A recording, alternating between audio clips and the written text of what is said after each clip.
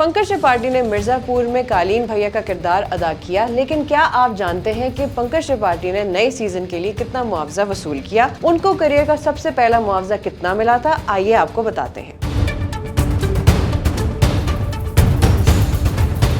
पंकज त्रिपाठी ने मिर्जापुर में कालीन भैया का किरदार निभाते हुए जहां फिल्म बीनों में खूब पजीराई समेटी है, वहीं उन्होंने अदाकारी के बदले अच्छा मुआवजा भी कमाया है, जो कि कालीन भैया का सीजन 3 में किरदार इतना ज्यादा नहीं है, लेकिन इस सीजन की कहानी में उनका किरदार सीजन 3 में कालीन भैया की अपनी सल्तनत में वापसी के लिए बुनियाद भी फराहम करता है। मिर्जापुर सीरीज के बहुत से डायलॉग अदाकार की शानदार कारकर्दगी की वजह से वायरल हुए। कई मशहूर डायलॉग जहां सोशल मीडिया की जीनत बने, वहीं मुसलसल मीम्स का भी हिस्सा रहे। अदाकार और उनके ऑन स्क्रीन बेटे देवेंदो उर्फ मुन्ना भैया के साथ उनकी केमिस्ट्री को भी मदाहों ने खूब पसंद किया। अब कालीन भैया मिर्जापुर सीजन 3 में वापस आए हैं। ये अफवाहें जेरे गर्दिश हैं कि पंकज त्रिपाठी ने सीरीज में पिछले सीजन से ज्यादा मुआवजा वसूल किया। कोई मोई की शाया होने वाली एक रिपोर्ट में कहा गया है कि खबरों के मुताबिक अदाकार को मिर्जापुर सीजन 2 में पंकज त्रिपाठी के तौर पर काम करने के लिए 10 करोड़ अदा किए गए थे, जो 33 करोड़ 30,71,863 पाकिस्तानी रुपए बनते हैं। ताहम ये रकम इससे कहीं ज्यादा है, जो उन्हें पहली बार स्क्रीन पर आने के लिए अदा की गई थी। मिर्जापुर के अदाकार को अपने करियर के आगाज में एक टीवी सीरियल में अदाकारी के लिए सिर्फ 1700 रुपए अदा किए गए थे। ताहम उनकी कामयाबी का आगाज अनुराग कश्यप की फिल्म गैंग्स ऑफ वासेपुर के साथ हुआ।